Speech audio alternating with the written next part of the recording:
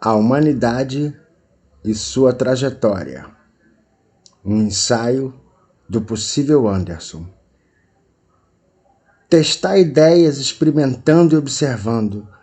Desenvolver as ideias que passam no teste. Rejeitar aquelas que não passam. Seguir as evidências onde quer que elas nos levem e questionar tudo.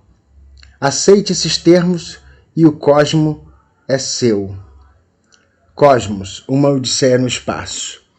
Provavelmente essa frase é de Neil deGrasse, o cientista. Olá, tudo bem? Eu sei que está tudo bem. Tudo vai bem se você está lendo ou ouvindo meu texto. Afinal, você está vivo, tem acesso à internet e está com a sua mente ainda sadia e capaz de interpretar símbolos e textos. Portanto, acalme-se. Quando estamos num momento de tempestade, é preciso respirar e ponderar as opções e o quadro geral.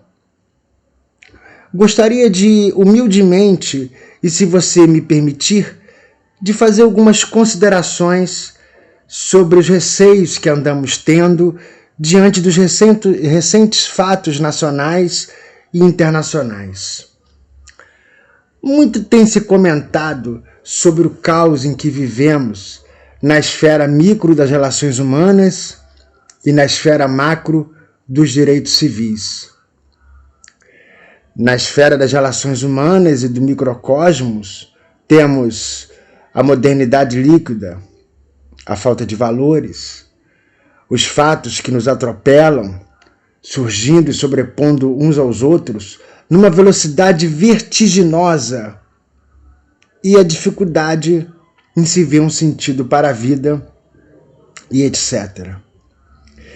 E na esfera dos direitos civis e no macrocosmos, temos o fascismo mostrando as caras, pensamentos reacionários ganhando voz por meio das redes sociais, entre outros fenômenos. Muitos correm para o mundo da arte, como se ela fosse um band-aid metafísico. Não critico isso. Eu também faço isso. Ora bem, eu gosto de arte e sou artista. Muitos se apegam à arte como forma de tentar evitar que sua psique se fragmente, ou talvez até mesmo para desconstruir seu atual sistema de crenças, reformular os conceitos e se ajustar a uma vida em que se respeite mais aqueles que não pertencem ao modelo padrão. Eu faço isso. Bem, eu tento. Como todos nós. É um fato. É um fato compartilhado por muitos que a arte tem essa capacidade de tornar a vida mais suportável. Eu concordo com isso.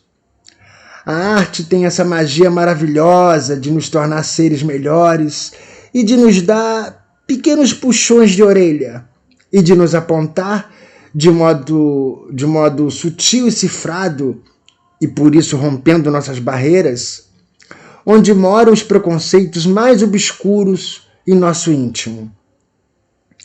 Mas há uma outra ferramenta que pode nos auxiliar.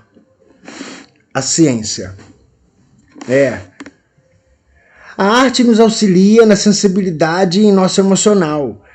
E a ciência é uma ferramenta para desenvolvermos um pensamento mais lógico e racional. Nos auxilia em nosso racional e cria regras necessárias para que o diálogo possa se dar no espaço público, sem dogmatismo e com respeito aos que pensam diferente de nós, seja em que área for que se esteja se dando a polêmica. Nesse texto, vou levantar muito a bola do método científico, mas antes gostaria de contar 2 fatos pessoais meus. um sobre minha vida religiosa e outro sobre minha vida política. Nessa Semana Santa, eu iniciei assistindo à Missa de Ramos. Em seguida, vivi os dias estudando aprofundadamente os trânsitos e aspectos planetários, tema intrincado e profundo da astrologia, que é uma das áreas do conhecimento a qual me dedico faz décadas. E, por fim, concluí no domingo de Páscoa, louvando ao Senhor num culto evangélico com minha mãe e primo na casa de repouso onde moram minhas duas tias. Mas como assim? Que mistureba é essa? Bem, é o modo como vivo minha espiritualidade. E isso vem de família. Afinal, aqui em casa são todos misturados. E os membros passeiam com gosto nos universos religiosos uns dos outros. E se deixam influenciar num ecumenismo muito peculiar nosso. Mas a questão não é contar minha rotina diária, embora eu tenha acabado de fazer isso.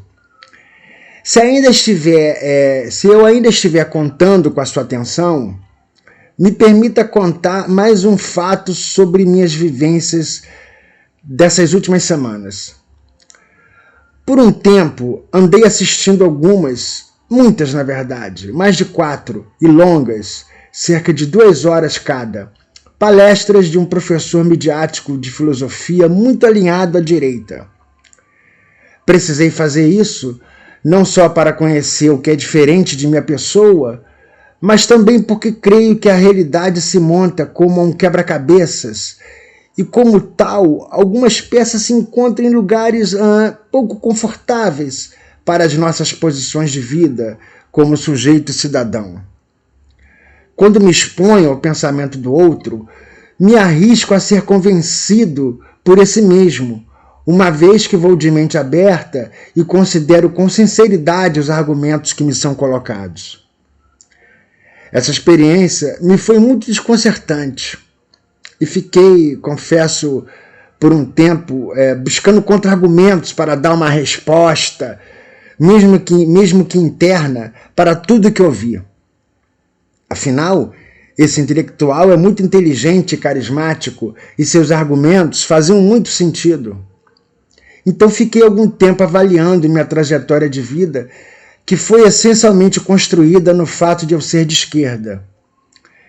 Eu buscava respostas para contra-argumentar e me angustiava dar razão a ele.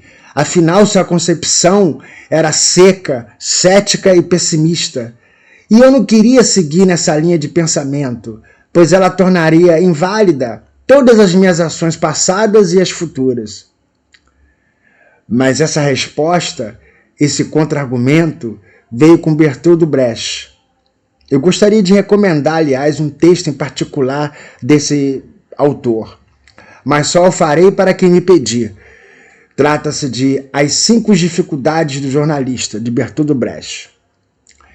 Estabeleci um diálogo interno entre esse professor e ensaísta pernambucano e de direita e o dramaturgo e o poeta alemão e de esquerda.